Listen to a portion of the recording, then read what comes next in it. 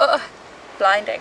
Hi everyone, it's Emma. Today I wanted to film for you the Booktube weather tag. I was tagged to do this by, I have a little helper by the way. I was tagged to do this by Kelly from the Velvet Library. If you haven't seen her channel before, check her out. She's absolutely brilliant. Seems to be the perfect day to talk about the weather. So, without further ado, question one. What books remind you of this weather? And there's a whole list of weathers. And which book do you like to read in that weather the most? Okay, so the first weather is rainy. Now to me, in rainy weather, you need to be sat under a window with the rain pounding down on the window, and you've got a lovely warm kind of plush blanket on you, and you're all snuggled up, and there's mood lighting, preferably fairy lights, something like that. And to me, you want to be reading something really absorbing, so you just lose yourself with the beautiful sound of the rain hitting the window.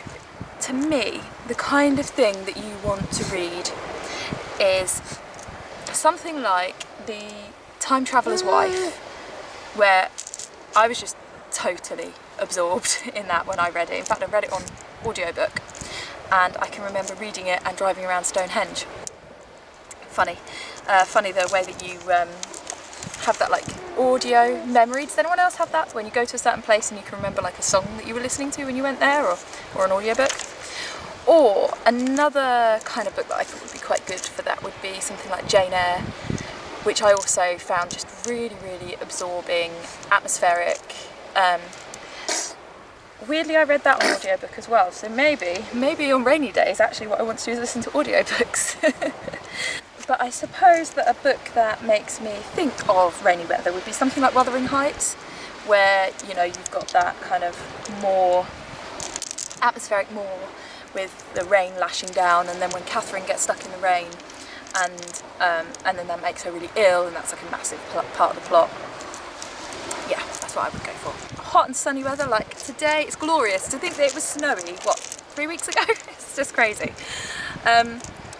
In hot weather, to me that's like holiday, lying on a beach towel, or perhaps lying in the hammock in my garden, something like that. And you want something kind of easy to read, cheerful, so I would go for like a kind of chick lit kind of book. Maybe something by like Sophie Kinsella, or something like Me Before You, or maybe like a thriller, but something that's not too gory. I wouldn't want that, but something maybe quite atmospheric. But a book that makes me think of hot and sunny weather is The Dry. That I think it's set in Australia, and the fact that the weather is so hot and dry is a significant part of the plot, because it means that kind of people are going out of business and the townsfolk are short on money and all that kind of thing. But that's a really, you know, the weather, the climate sets a big part of that story. You can't steal my notebook. Shall I rip you out a page? You can have a page to keep, look. There, that page is for you. No, you want my whole notebook. See, ooh, page for you. The next kind of weather is snowy.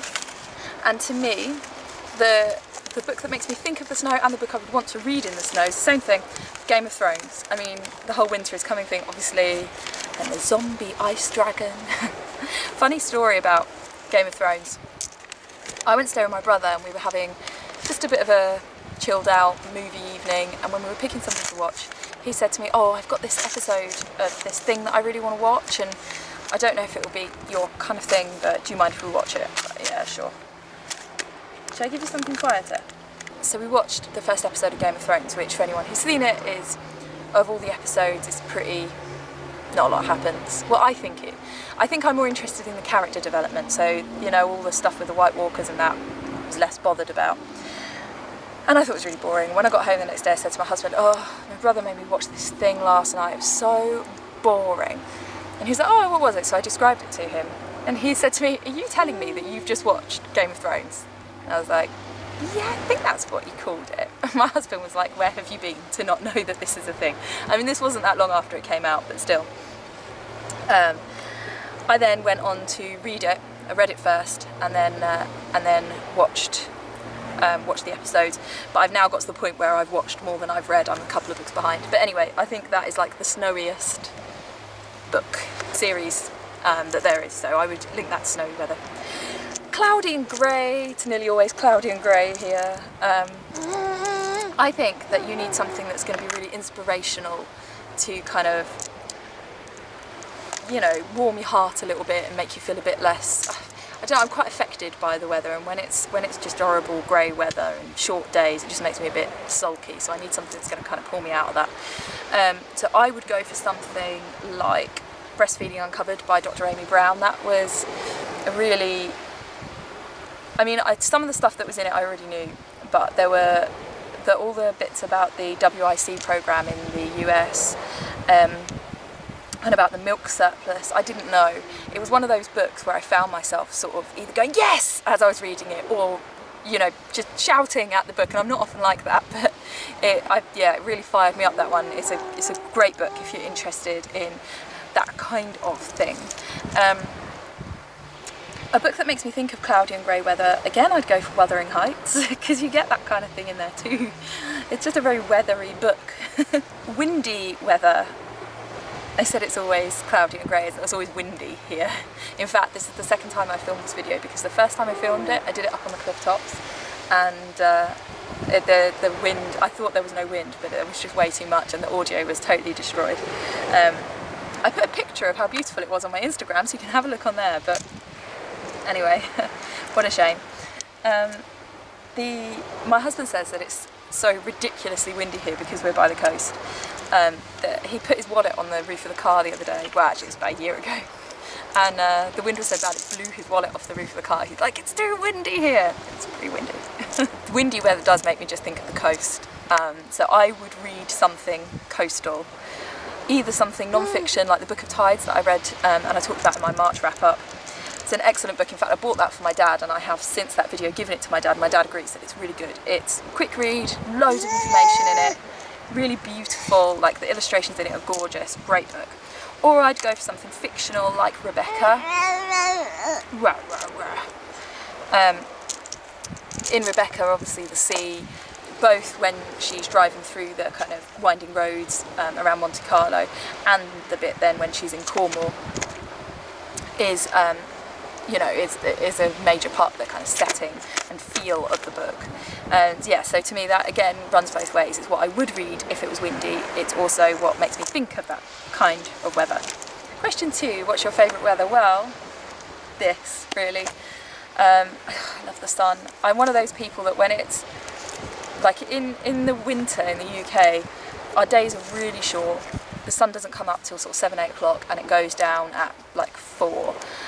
It's grey, dark, miserable. And I don't totally hate it, but it gets to me. I find that I'm more tired. When it's like this, I just want to be outside the whole time. It definitely improves my mood. Yeah, this is my kind of weather. However, I do like it when it's really proper, like hammering it down rain, like a thunderstorm, chucking it down, which again, in the UK, it tends to just be sort of drizzly, spitty rain. I mean, as a Brit, I talk about the weather. We all talk about the weather all the time. That is because we literally can get 4 seasons in one day. And like I said, it was snowing 3 weeks ago. And in the last couple of weeks, we have had snowy days, grey days, rainy days, windy days, gloriously sunny days. I mean, it's like 22 degrees Celsius today. And yet 3 weeks ago, it was snowing.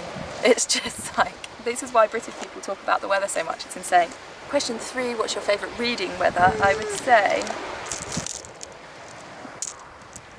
say the same, either super sunny, like today, so you can just sort of lie out and absorb some sun, store up some more vitamin D whilst you read, although sometimes that can make it glare off the book a bit too much, or really rainy, so you're sort of inside, kind of comfort feeling with blankets and warm and listening to the rain lash it down. Finally, question 4, who do I tag? I would like to tag 2 Brits. As I've said, we know our weather. So I am assuming these people are British because they sound it. Sorry if you're not. I'm going to tag LisaWestCoastReads and Midnight Starlight Reads, both fantastic channels. Please check them out. Please like if you did. Please leave me in the comments your kind of reading weather related, you know, what do you like to read in different weathers, what's your favourite weather, books that make you think of different weathers, all of that stuff.